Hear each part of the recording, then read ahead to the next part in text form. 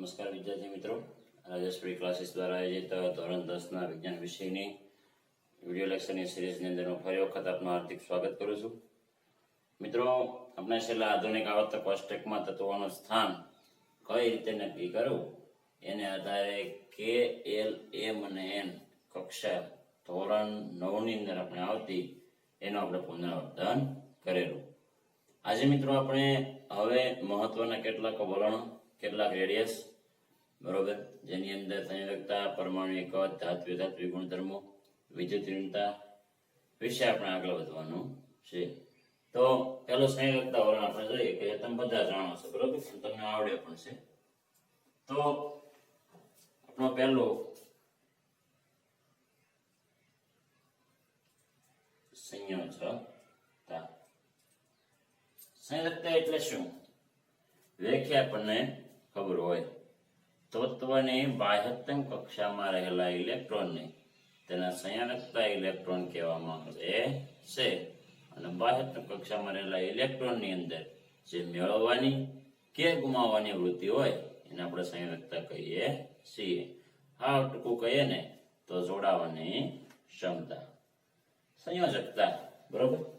તત્વો આપણે અહીંયા જોઈએ: હાઇડ્રોજન અપવાદ, helium, lithium, beryllium, boron, carbon, nitrogen, oxygen, fluorine અને નિયોન. શીખ્યા છીએ, આ બધું લખી લઈએ આપણે સારા સારા રેડિયસની અંદર આપણને આ કોષ્ટક કામ આવશે, બરાબર. હવે 10 નંબરનો તો ત્યારબાદ હવે sodium, magnesium, aluminium, silicon, phosphorus, sulphur, chlorine અને આર્ગોન. ત્યારબાદ મિત્રો 19 નંબર કે પોટેશિયમ, Ca, કેલ્શિયમ, બરોબર. ત્યારબાદ સ્કેન્ડિયમ, ટિટાનિયમ, વેનેડિયમ, ક્રોમિયમ, બરોબર, manganese, iron, cobalt, nickel, copper અને ઝિંક. આખી લાઈન 3 થી લઈ અને 12 સમૂહ એ પૂરી થાય છે. આપણે જાણીએ છીએ કયો સમૂહ છે, આ કયો વિભાગ છે, એસ વિભાગ. આ કયો વિભાગ છે, પી વિભાગ. આ ડી વિભાગ. અને નીચે જે બેલા આપણે દોરી નથી પાઠ્યપુસ્તકમાં છે એ કયો વિભાગ છે, એફ વિભાગ છે. તો મિત્રો, આપણે જે શીખવાના છે તો પાકા આપણે જે કરાવ્યા છે, બરોબર, એ કેલ્શિયમ સુધી છે. હવે અહીંયા તમે જુઓ કે scandium, titanium, vanadium, chromium, manganese, iron, cobalt, nickel, copper અને ઝિંક ટૂંકમાં લખી શકો. તો હવે ત્યારબાદ તમને ખબર છે કે અહીંયા ગેલિયમ આવે, જર્મેનિયમ આવે, તમે જાણો છો. અહીંયા આયોડિન આવશે, બરોબર. અહીંયા આગળ હિલિયમ, નિયોન, આર્ગોન ને ક્રિપ્ટોન, Kr આવશે, KrIbC, બરોબર. G gallium. આખી લાઈન તમે જાણો છો, પાઠ્યપુસ્તકમાં તમને આપેલી છે. આટલું બધું આપણે આગળ વધવું પડે એમ છે નહીં. આપણે તો આખો આ સમૂહ આપણને યાદ હોવો જોઈએ પહેલા તો, બરોબર. તો લિથિયમ, સોડિયમ, પોટેશિયમ, રૂબેડિયમ, સીઝિયમ અને ફ્રાન્સિયમ, બરોબર. હવે ત્યારબાદ ચર્ચા કરીએ બીજા સમૂહની: બેરિયમ, મેગ્નેશિયમ, કેલ્શિયમ, બરાબર. ત્યારબાદ એનું જે અંતનો તત્વ છે એ બેરિયમ, સ્ટ્રોન્શિયમ અને રેડિયમ, બરાબર. આરબી, એસઆર અને બી. હવે આ સમૂહ પર તમને પાઠ્યપુસ્તકની અંદર આપેલો છે. સાહેબ, હવે આપણે શું શીખવાનું છે એના પર ચર્ચા કરીએ. આ તો માહિતી આપણને આપેલી છે ને એના પર આપણે ઘણા બધા વલણો છે એ શીખવાના. સંયોજકતા એટલે શું? બોલો. દાખલા તરીકે લિથિયમ. વારંવાર એકને એક ઉદાહરણ પર લઈએ છીએ. હવે તમને પાકા થઈ જાવ જોઈએ. લિથિયમની બાહ્યતમ કક્ષામાં કેટલા ઇલેક્ટ્રોન છે? 1. સોડિયમ બાહ્યતમ કક્ષામાં 2, 8 અને 1. તો મિત્રો 1 એ શું કહેવાય એની સંયોજકતા. લિથિયમની સંયોજકતા કેટલી કહેવાય? 1. અને સોડિયમની સંયોજકતા કેટલી કહેવાય? 1. બીજા આપણે અજાતું ઉદાહરણ લઈએ. અહીંયા છે ફ્લોરિન અને ક્લોરિન. સમજવાની પૂરેપૂરી કોશિશ કરવાની રહે, બરોબર, તો વધુ અનુકૂળતાથી આપણે શીખી શકશું. અહીંયા આગળ ફ્લોરિન એટલે લખશું 2 અને 7. ત્યારબાદ લખશું આપણે ક્લોરિન 2 8 અને 7. તો વિદ્યાર્થી મિત્રો અહીંયા આગળ તમે જો કે 7 સંયોજકતા ઇલેક્ટ્રોન છે. કેટલા છે? 7. અને અહીંયા પણ કેટલા છે? 7. એ તો હોય શકે, પરંતુ એની ખૂબ આપણી ભાષામાં કહીએ લોકપ્રિય સંયોજકતા કઈ? આ જો એક મેળવી લેશે બરાબર, તો હું બનશે F માઇનસ, અને હું બની જશે 2 અને 8. આ એક ગુમાવે તો હું બની જાય નિષ્ક્રિય તત્વ જેવું. ત્યાં સુધી મેળવીને ગુમાવે એવું શા માટે કરે? સ્થિર થવા માટે એવું કરશે.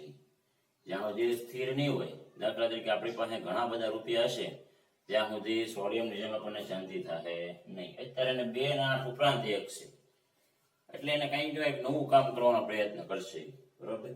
તો આની પાસે એક કેવા છે? ઓછા. હવે જ્યાં સુધી પૈસા ઘટતા છે ત્યાં સુધી આપણે પૈસા કમાવાની કોશિશ કરશું બરોબર. એટલે આ કોઈ પણ ઇલેક્ટ્રોન છે એને મેળવવાની કોશિશ કરશે. આની પાસે છે એટલે નવું કામ કરશે, મીન્સ કે ગુમાવવાની કોશિશ કરશે. તો મેળવવું કે ગુમાવવા માટે રહેલા ઇલેક્ટ્રોનની સંખ્યાને આપણે સંયોજકતા તરીકે વર્ણવી શકીએ બરોબર. ચાલો, મેં પાઠ્યપુસ્તકને તમે મેગ્નેશિયમનું ઉદાહરણ આપ્યું. આ મેગ્નેશિયમ છે, તો Mg ની અંદર શું થશે? 2, 8 અને 2. તો આપણે શું લખીએ? Mg + 2. તો +2 બાહ્ય કક્ષામાં કેટલા ઇલેક્ટ્રોન છે? 2. 2 એ હોય તે શું થશે?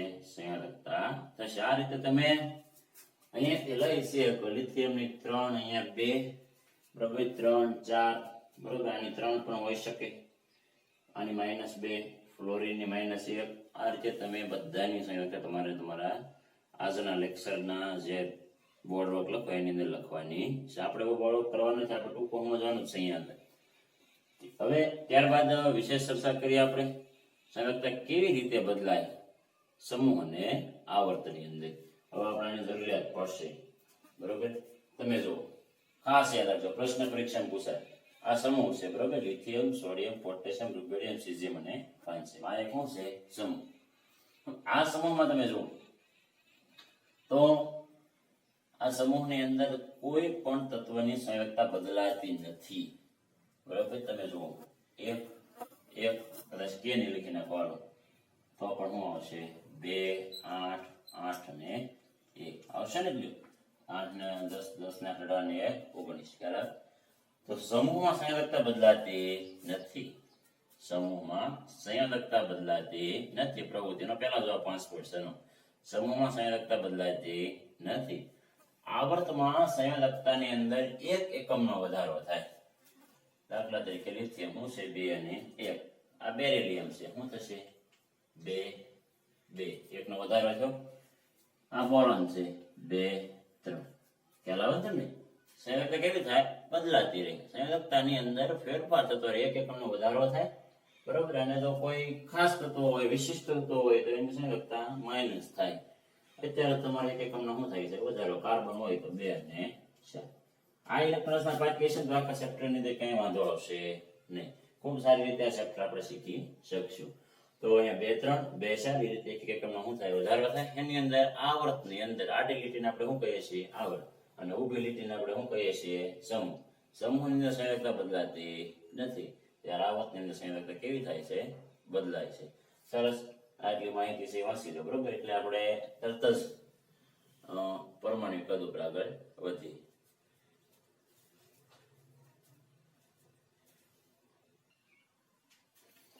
મિત્રો આપણે ભણવાનું છે પરમાણુય કદ. બહુ અગત્યની માહિતી, આગળના ધોરણ માટે ખૂબ ઉપયોગી માહિતી. પરમાણુય કદ 9મા ધોરણની અંદર તમે પરમાણુનો નમૂનો જે થોમ્સનનો નમૂનો ભણી ગયેલા છો. ડાલ્ટનનો પરમાણુ નમૂનો પણ તમે શીખેલા છો.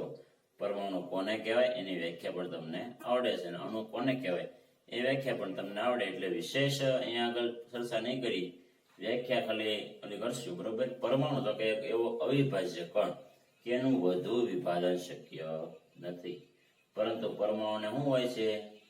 કેન્દ્ર હોય છે. શું હોય છે? કેન્દ્ર. રુથરફોર્ડનો પ્રયોગ તમે યાદ કરો બરોબર. તો સોનાના વરખની અંદર બધા કિરણો જતા હતા, પણ એક કિરણ છે એ પરત ફરતું થયું, એ શું હતું? એનું કેન્દ્ર. તો હવે અહીંયા આગળ આપણે જાણીએ છીએ કે આ જે પરમાણુ છે બરોબર, ગોળ છે. કેવો છે? ગોળ. હવે આ પરમાણુનું શું છે? કેન્દ્ર. અને આપણે બધાને ખબર છે કે કેન્દ્રની અંદર શું છે? પ્રોટોન. કેન્દ્રની અંદર શું આવેલું છે? Proton P+. અહીંયા N0 છે અને અહીંયા શું છે? ઇલેક્ટ્રોન છે. કેન્દ્રમાં શું છે? પ્રોટોન છે. જેમ જેમ પ્રોટોનની સંખ્યા વધતી જાય એના આધારે આપણે કઈ રીતે જે પરમાણુ ત્રિજ્યાની અંદર ફેરફાર થાય એ આપણે શીખવાનું છે. પરમાણુ ત્રિજ્યા કોને કહેવાય? મિત્રો તમે ત્રિજ્યાની વ્યાખ્યા જ હોય, બરાબર. કેન્દ્રથી અહીંયા જે ફરતી બાઉન્ડ્રી પરિઘ છે ત્યાં સુધીનું અંતર, બરાબર. તો અહીંયાથી મીન્સ કે આને R કહીશું. શું કહીશું? R. કેન્દ્ર P છે, બરાબર. અને અહીંયા તેની જ્યાં સુધી કક્ષા ફેલાય ત્યાં સુધી, એટલા માટે આપણે કોઈ બાઉન્ડ્રી પરિઘ નક્કી કરતા નથી, વર્તુળના પરિઘ કક્ષા કરતા નથી. કારણ કે એક કક્ષા હોય તો અહીંયા સુધી હોય, તમને બધાને ખ્યાલ છે, બરાબર. હાલો આપણે ટૂંકો સમજી લઈએ કે આ કોઈ પરમાણુ છે. દાખલા તરીકે આ કોઈ પરમાણુ એટલે કોણ છે? લિથિયમ. એની પહેલી કક્ષામાં કેટલા ઇલેક્ટ્રોન છે? 2. કઈ કક્ષામાં? એક કક્ષામાં કેટલા ઇલેક્ટ્રોન છે? 1. ખ્યાલ આવી ગયો? એની એટલે આપણે લિથિયમની વાત કરી.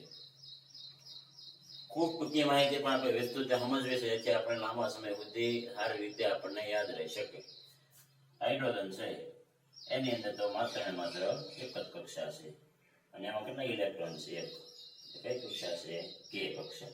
અહીંયા 2 કક્ષા છે, K અને L. હવે મિત્રો તમે જુઓ, અહીંયાથી અહીંયા સુધીનું અંતર, બરાબર. એ કેવું છે? કેન્દ્રથી અહીંયા સુધી બાઉન્ડ્રી સુધી અંતર કેવું? તો કે ત્રિજ્યા છે. શું છે? R. હાઇડ્રોજન માટે ખૂબ કેવી છે? ઓછી. એના માટે લિથિયમ જુઓ તો ક્ષેત્રફળ વધતું જાય છે ને, ક્ષેત્રફળ વધતું જાય, ત્રિજ્યા પણ કેવી થતી જાય? વધતી જાય. વર્તુળ જેમ મોટું થતું જાય એમની ત્રિજ્યા કેવી થાય? વધતી જાય, બરોબર. એટલા માટે હાઇડ્રોજન કેવો હશે? નાનું. એની સાપેક્ષમાં લિથિયમ કેવો હશે? મોટો. બરોબર. એવું આપણે સામાન્યતઃ ધોરણ 9 પ્રમાણે નક્કી કરી શકીએ. આજે આપણે નવી માહિતી શું શીખવાની છે આની અંદરથી? તો જેમ જેમ પ્રોટોનની સંખ્યા વધે એમ કદ ઘટે. યાદ રાખજો મિત્રો, બરોબર. જેમ જેમ પ્રોટોનની સંખ્યા વધે, પ્રોટોન એટલે શું થાય? કેન્દ્ર. કેન્દ્રીય આકર્ષણ વધે, કેન્દ્રીય આકર્ષણ વધે તેમ તેમ ત્રિજ્યા કેવી થાય? ઘટે. તમે કદાચ દાખલા તરીકે ધારી લો તમે 12 ભણવા ગયા, ઘર એ તમારું શું છે? કેન્દ્ર છે ને. ઘરે તમારું શું છે? કેન્દ્ર. ઘરેથી આકર્ષણ વધે. પપ્પા ફોન કરે, બેટા તો અહીંયા વહી, બરોબર. તો આપણે માની લીધું, હાલો પપ્પાએ બોલાવ્યા તો આપણે થોડાક જવાનો પ્રયત્ન કરીએ. પાછો મમ્મીનો પણ ફોન આવ્યો કે તું બેટા અહીંયા આવી આવ, બરોબર. તો આકર્ષણ કેવું છે? વધ્યું. પહેલા માત્ર આકર્ષણ કોણ કરતું હતું? એક વ્યક્તિ. એ કોણ હતા? પપ્પા. પછી આકર્ષણ કોણે કર્યું? મમ્મી. અને હવે પછી આપણે બેન ફોન કરે કે ભાઈ તું અહીંયા વહી આવ, બરોબર. બહાર ભણતા નથી. તો કેટલા જણે આકર્ષણ કર્યું? 3 જણાએ. તો જેવા 3 જણા આકર્ષણ કરી લે તરત તમે ક્યાં લેશો? ઘરે લેશો. એની જેમ જો અહીં ધ્યાન રાખો, બરોબર. હવે અહીંયા 2 અને 1. અહીંયા કેટલા પ્રોટોન આકર્ષિત કરે? 1. અહીંયા જુઓ 2 અને 2.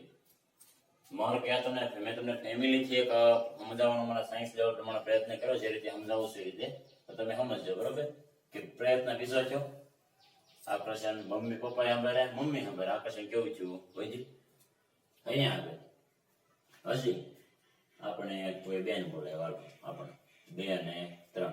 હજી આકર્ષણ કેવું થયું? વધ્યું. જેમ જેમ આકર્ષણ વધે એમ કદ કેવું થાય? સંકોચાય. અહીં લખું છું, યાદ રાખવાનો પોઈન્ટ છે, નોટ કરવાનું. જેમ કેન્દ્રીય આકર્ષણ વધે તેમ કદ ઘટે. જેમ જેમ કેન્દ્રીય આકર્ષણ વધે એમ કદ કેવું થાય? ઘટે. તો મિત્રો તમે જુઓ અહીંયા આગળ આ પ્રોટોન કોણ છે? કેન્દ્ર. અને સામે કોણ છે? ઇલેક્ટ્રોન. એ કોણ છે? આપણે. પ્રોટોન એ આપણું શું છે? ઘર. હવે જેમ જેમ આકર્ષણ વધ્યું એમ કદ કેવું થાય? ઘટે. આનું કદ એટલું મોટું છે, ધીમે ધીમે આ કદ કેવું થાય? ઘટશે. તો કદ કેવું થાય? નાનું. કદ કેવું થશે? નાનું. જો કદ નાનો થાય તો ત્રિજ્યા કેવી થાય? ઘટે. અહીંયા દાખલો છે કે 2 મીટર છે, તો અહીંયા ત્રિજ્યા કેટલી થઈ જશે? 1 મીટર થઈ જશે ને, બરાબર. તો મારો કહેવાનો મતલબ કે કદ કેવું થશે? ઘટશે. તો જોઈએ, અહીંયા લખી નાખી, ડાબી બાજુથી લઈ અને જમણી બાજુ તરફ જતા.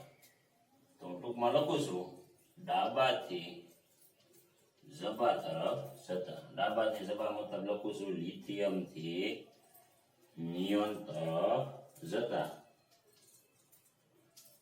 પરમાણુય ત્રિજ્યા કેવી થાય? ઘટે. પરમાણુય ત્રિજ્યા ઘટે. તમને યાદ રહેવું જોઈએ, ડાબાથી જબા, બરોબર, લિથિયમ થી ત્યાં જાવ છો તમે નિયમ તરફ. કેન્દ્રીય આકર્ષણ કેવું થાય? વધતું જાય. તો કદ કેવું થાય? ઘટતું જાય. કદ ઘટે તો ત્રિજ્યા કેવી થાય? ઘટે. તમને પ્રવૃત્તિ 5.7 ની અંદર બહુ સમજાવવાનો પ્રયત્ન કરેલો છે.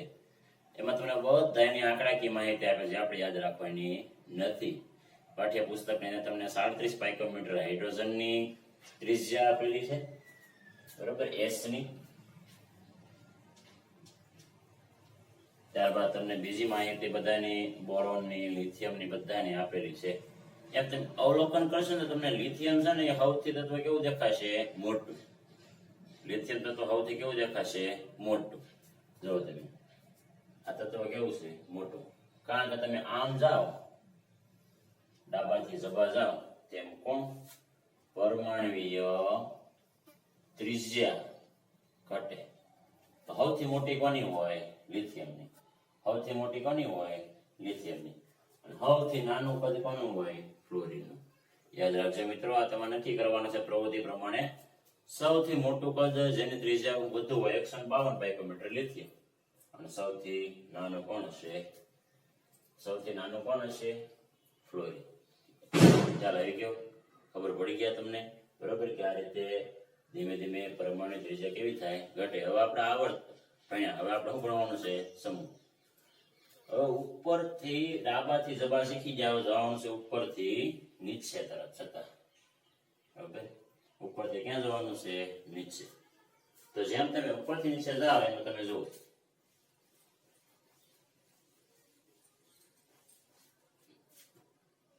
ઉપર નીચે તરફ જાવ એટલે અહીંયા જો લિથિયમ ની કક્ષી કેટલી કક્ષા હતી? લિથિયમ 2 અને 1, બરોબર.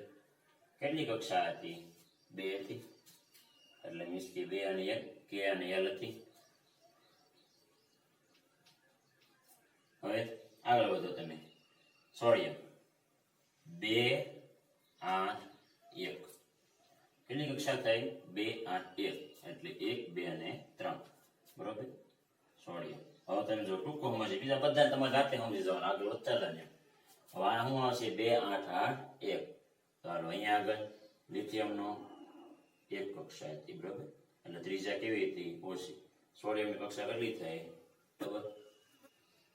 એટલે તમે જુઓ અહીંયા તે કક્ષા બદલાતી નથી. અહીંયા ક્યાં પછી બસ અહીંયા કેમાં 1 ઇલેક્ટ્રોન ભરાઈ ગયો, પછી beryllium, boron, carbon, nitrogen, oxygen, fluorine બધાને એમાં ભરાય, આમાં જ તે. પણ આમાં એવું બનતું નથી. અહીંયા તમે લિથિયમ ને શીખી લીધું. હવે તમે જો સોડિયમનો ઓવર ત્રિજ્યા વધી 2, 8 અને 1, KL અને M. તો આની ત્રિજ્યા એના કરતા વધારે ત્રિજ્યા કોની છે? બીજાની. એની કરતા વધુ કોની છે? ત્રીજાની.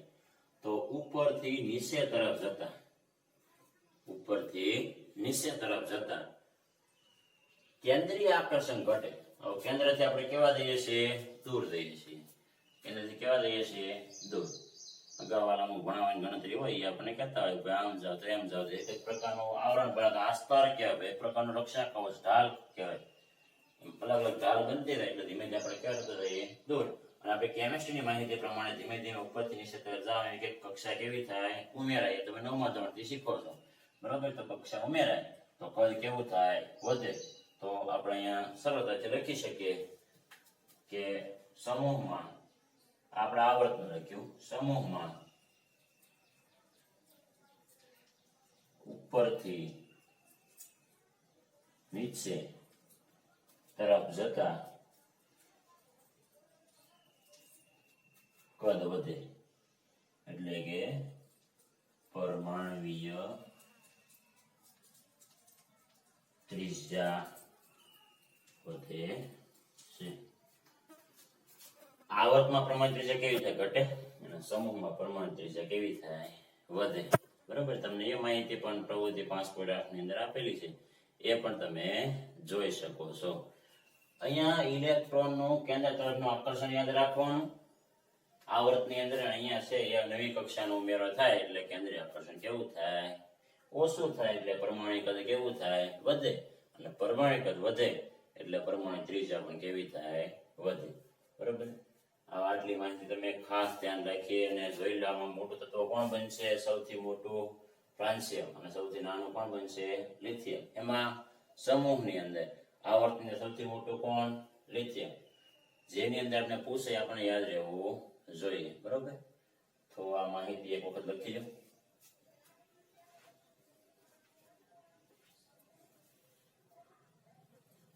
હવે મિત્રો આ પાઠનો છેલ્લો ટોપિક ધાત્વિય અને અધાત્વિય ગુણધર્મો. લેક્ચર થોડોક લોંગ હશે, પરંતુ આવર્ત કોષ્ટક અહીંયા છે ત્યાં સુધી જેટલી માહિતી સમજે કઈ એટલી સમજવી એ બહુ અનુકૂળ રહેશે. બરોબર. તો હવે ધાત્વિય અને ધાત્વિય ગુણધર્મો. ધાતુ કોને કહેવાય? જે તત્વોનો સૌથી વધુ ગુમાવવાનો ગુણધર્મ હોય ને મિત્રો, એને આપણે શું કહીએ છીએ? ધાતુ. જેની ગુમાવવાની ખૂબ વધારે વૃત્તિ હોય એને આપણે શું કહીએ છીએ? ધાતુ. અને જેની મેળવવાની વૃત્તિ હોય એને આપણે શું કહીએ છીએ? અધાતુ કહીએ છીએ.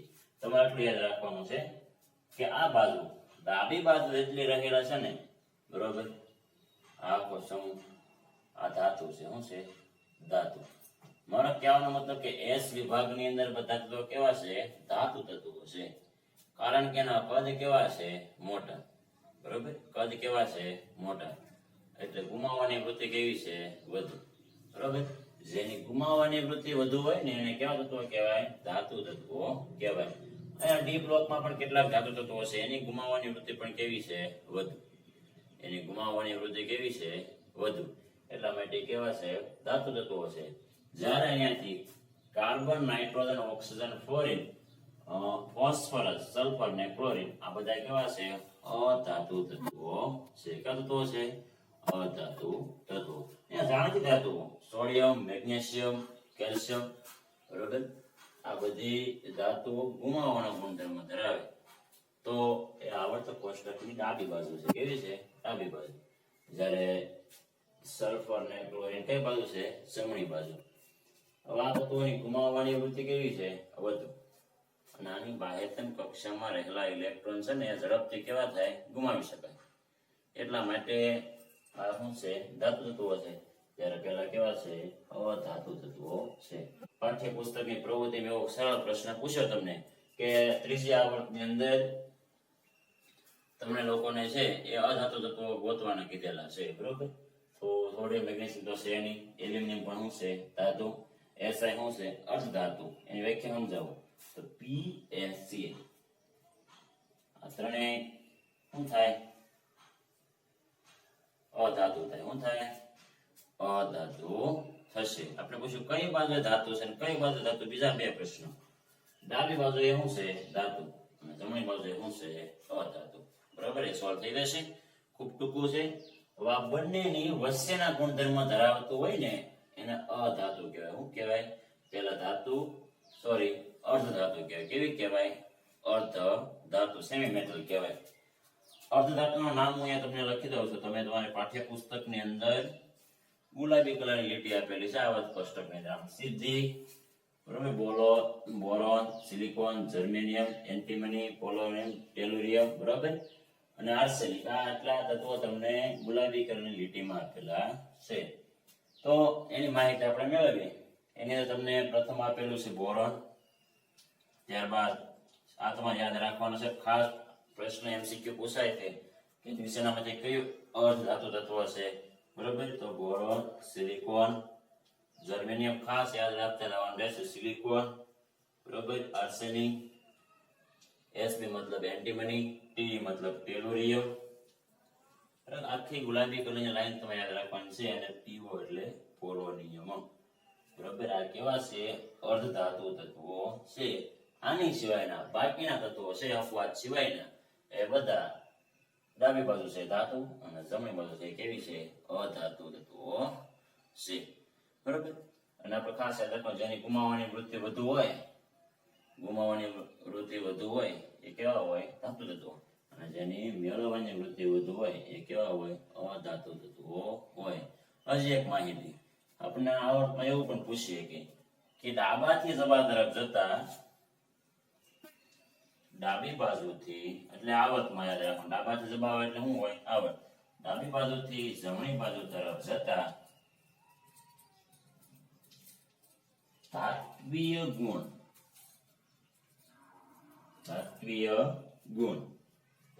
કેવો થાય ઘટે કારણ કે અહીંયા બધી શું છે અધાતુ છે ધાત્વિય ગુણ ઘટે છે કારણ કે અસરકારક કેન્દ્રીય વીજભાર કેવો થાય વધે તો ગુમાવવાની વૃત્તિ કેવી થાય ઘટે અને જો ગુમાવવાની વૃત્તિ ઘટે તો ધાત્વિક ગુણ કેવો થાય ઘટે બરોબર ઉપરથી નીચે જતા આ સમૂહની વાત કરીએ ઉપરથી નીચે જતા બરોબર ઇલેક્ટ્રોન દ્વારા વધારો થવાને કારણે ભલે પ્રોટોન વધે એનો કોઈ ના નથી કેન્દ્રીય વીજભાર વધે પરંતુ હારે કક્ષા પણ કેવી થાય ઉમેરે એટલે સૌથી બહારની કક્ષાની અંદર ઇલેક્ટ્રોન છે એ વધુ ભરે એટલે ઉપરથી નીચે તરફ જાય ને એમ પણ ધાત્વિક ગુણ કેવો થાય વધે એ લખું છું ઉપરથી નીચે એટલે અહીંયા સમૂહમાં એવું લખાય સમૂહમાં ઉપરથી નીચે તરફ જતા ધાત્વિય ગુણ વધે છે આ બાજુની વાત કરીએ છીએ ખાલી ડાબી બાજુની તે ધાત્વિક ગુણ કેવો થાય વધે છે અમુક ધાતુઓ છે અહીંયા પી વિભાગમાં પણ થોડા કેવા છે આપવા જેના પર અત્યારે હાલ પૂરતું આપણે ધ્યાન દેવાનું છે નહીં હવે આ રીતે તમારે આટલું યાદ રાખવાનું રહેશે હવે વિદ્યુત ઋણી તત્વ કોને કહેવાય તો કે જેની મેળવવાની વૃત્તિ ખૂબ વધારે હોય દાખલા તરીકે ક્લોરીન અને ફ્લોરિન આની વિદ્યુત ઋણતા કેવી છે વધુ ફ્લોરિન સૌથી વધારે વિદ્યુત ઋણીય તત્વ છે યાદ રાખી લેજો પ્રશ્ન પૂછાય તો ફ્લોરિન સૌથી વધારે વિદ્યુત ઋણીય તત્વ છે ક્લોરીન એના કરતા કેવું છે ઓછું બરોબર ત્યારબાદ આપણે પહેલા પાઠમાં ભણી ગયા એ રીતે અહીંયા લખું થોડીક માહિતી ધાતુ ના ઓક્સાઇડ છે ને એ બેઝિક હોય ધાતુ ઓક્સાઇડ કેવા હોય બેઝિક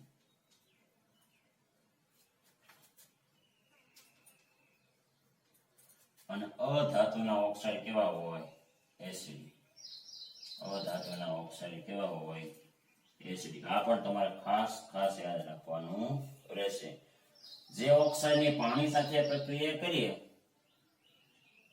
બરોબર અને બેઝ આપે તો એને કહેવાય બેઝિક અને જે ઓક્સાઇડની પાણી સાથે પ્રક્રિયા કરીએ અને આપણે શું આપે એસિડ આપે એને કહેવાય એસિડિક કહેવાય બરોબર ખ્યાલ આવી ગયો તો ધાતુના ઓક્સાઇડ કેવા છે બેઝિક અને અધાતુના ઓક્સાઇડ કેવા છે એસિડિક આજે આપણે અત્યાર સુધી રાખીએ છીએ બાકીના ઇન્ટેક્સ પ્રશ્નોની ચર્ચા અમુક બાકી ચર્ચાઓ જે વધી છે એ આપણે આવતીકાલે કરશું